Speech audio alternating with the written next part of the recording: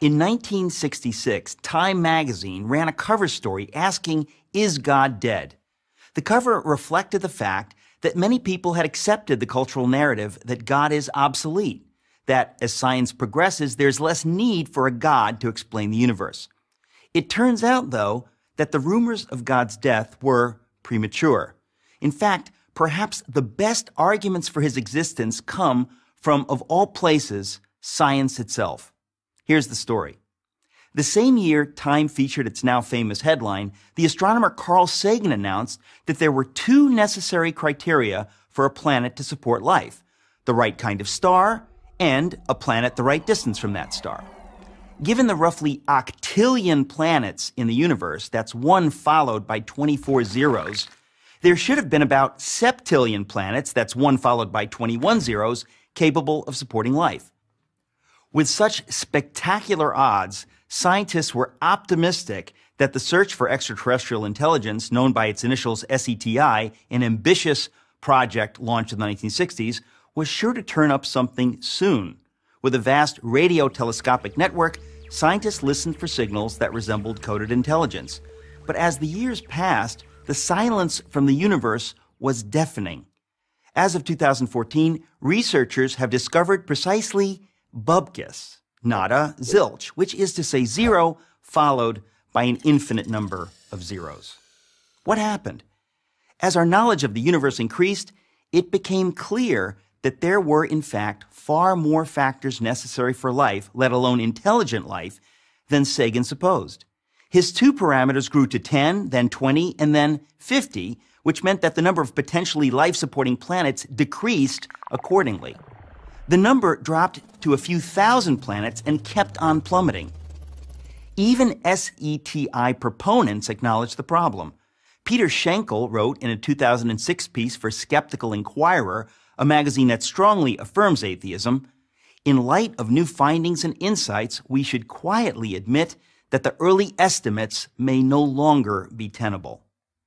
Today, there are more than 200 known parameters necessary for a planet to support life, every single one of which must be perfectly met or the whole thing falls apart. For example, without a massive gravity-rich planet like Jupiter nearby to draw away asteroids, Earth would be more like an interstellar dartboard than the verdant orb that it is.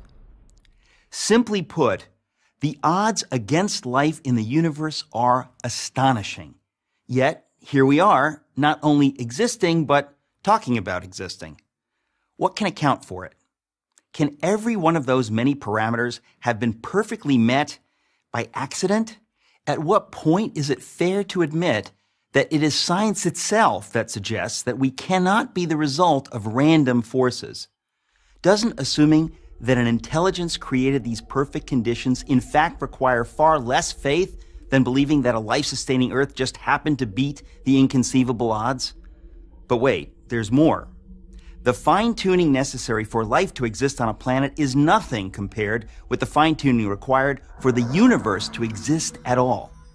For example, astrophysicists now know that the values of the four fundamental forces, gravity, the electromagnetic force, and the strong and weak nuclear forces, were determined less than 1/1,000,000th of a second after the Big Bang.